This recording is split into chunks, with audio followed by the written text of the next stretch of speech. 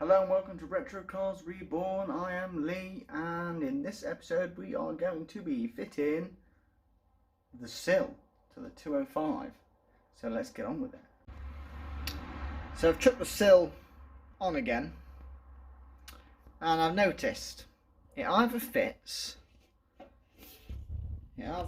perfectly at the top and not at the bottom, or perfectly at the bottom and not at the top. So my question is, which piece do you fit first? Now, I was all up for spot welding the top on first, and then using a jack and a piece of wood like this to push the bottom up, and then spot weld that. I'm thinking that I might spot weld the bottom on first, then the top, because it might be easier to push it down to get it to fit. But it's looking really difficult to push down. I thought that might have been an easier option, but yeah, just trying to get it in place now that the bottom's in place is impossible. So yeah, we're going to spot weld the top on first, and then we'll push the bottom up to match. So let's get some spot welds on. So there was something I totally forgot about the sill, and that was the end piece. So I've recovered it from the old sill. Now, when I was trying to find the spot welds for it, which were really difficult to find, I drilled 3 holes in it thinking that's where the spot welds were. Well, I was close because only one of them was correct. That one. But because I drilled that one there, I've used that one as a reference to put it back. So while it's fitted, I drew a line down it across there. As you can see, the pink line. There we go. So that gives me a nice little reference on how it's fitted onto this one, because I've measured the distance between there and there, and they are the same. So that should be perfect there for fitting. And then literally you've just got to pull it in till this piece fits flush in this little groove here. And then, because this bit's fitted as part of the sill, it requires a spot weld there to hold that top piece in, and then there was 3, so there was one there, and one there holding this front piece on. So now it's fitted pretty well. I'm going to pull it out, clean it up, spot weld it on, and then we should be ready to at least put the sill in place, make sure it all perfectly fits. Boom! That's 3 spot welds on that bad boy, and 2 spot welds on there. I decided to move them further back because the shield comes down here, the inner arch shield, and it reaches the actual sill. It was spot welded across here. Well, I decided not to put any spot welds on there so I can manually weld directly to it without interfering where the spot welds are.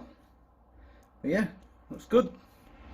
So going to flatten that bit there because it's a bit wavy, and yeah, it'll be the first test fit with that end piece on, and it actually helps it hold the sill shape. So yeah, it's looking good. And oh yeah, as you can see, I painted the inside, the bits that aren't going to get spot welded to, and I also did the majority of the outside. Once it's on, I'll paint the entire thing. So I've got the sill in place. I have clamped it in several strategic places, and I thought before I weld any of it, spot weld any of it, I'm just going to test the rear quarter on, just to make sure that it's all flush with the bottom of the sill and it all lines up perfectly, and it does. The gap is pretty consistent all the way to the front. It's starting to line up where everything is, but you see how it's got this massive gap underneath here. You can actually get your finger under it, and I think that's only there because obviously at the minute it's overlapped, so it should be further back. So the further it moves that way, it'll pull that gap tighter. So I think we are okay. I think the sill is in perfect position it needs to be in to be spot welded. So I'll whip this rear quarter off, chuck some spot welds on it, and then you can see what it looks like. So I did spot weld this top piece on, apart from here, here and here, because the machine was fouling on the cage that I made. But I did chuck them on here. You can just see them, look. I painted it just to keep it protected because I've not been back in here for 3 days working on the Peugeot, because you see the spot welds underneath. Well, the machine doesn't fit in between the floor and this inner sill, so spot welding it together was too difficult. Couldn't get in there, so I bought some other electrode for the welder, and this is the pincer piece. So as you can see, it's just the electrode itself at the end. This is what was fouling on the floor on just the standard jaws.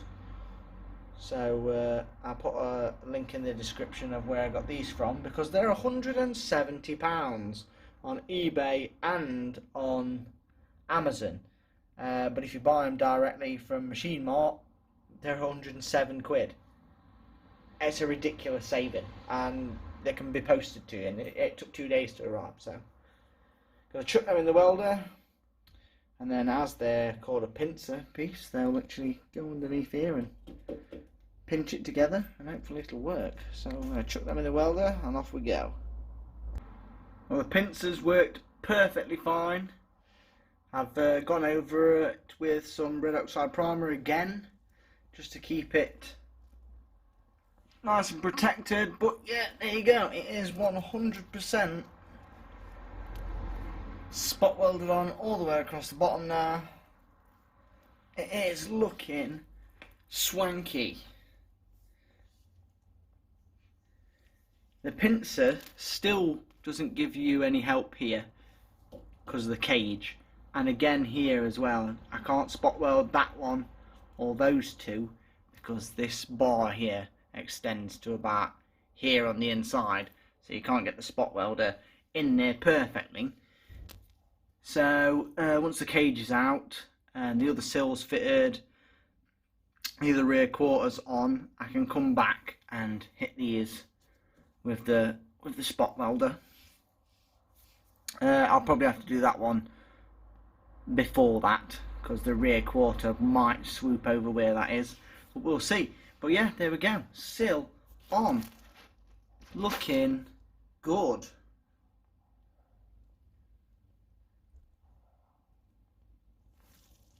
Oh yes, the only other piece I was going to hit with the actual proper welder is here. I will dob a bit of weld there and a bit of weld there to hold that bit to the A pillar. But there we go, one sill fitted. I am absolutely perfectly happy with how solid that is.